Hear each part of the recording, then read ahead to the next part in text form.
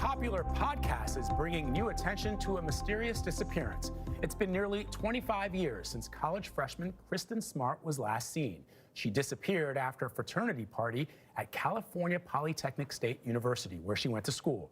For this week's 48 Hours, Jonathan Vigliotti tries to get some answers from the prime suspect, who's been at the center of the investigation since day one. Podcaster Chris Lambert grew up near where Kristen disappeared and remembers passing the billboard with her face on it. Driving past that billboard was a periodic reminder that, oh yeah, they still haven't found that girl. More than 2 decades later, Lambert, a CBS News consultant, began investigating what happened to her the night of May 24th, 1996. He learned Kristen had gone to a fraternity party at this house. Kristen became incredibly intoxicated, whether she was drugged or whether she just had a lot to drink in a short amount of time. She ends up passed out on the lawn next door.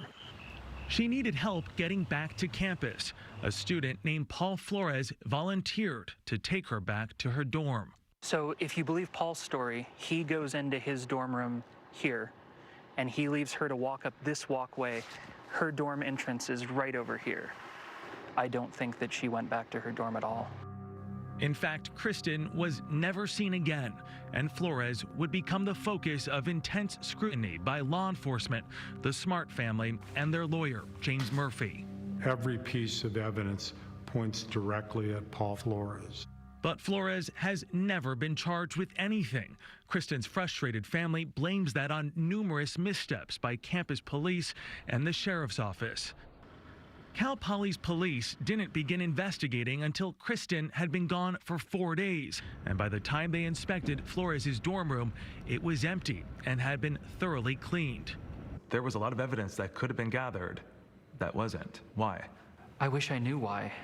From the start, Kristen's parents have been relentless in trying to find out what happened to their daughter, Kristen's sister, Lindsay.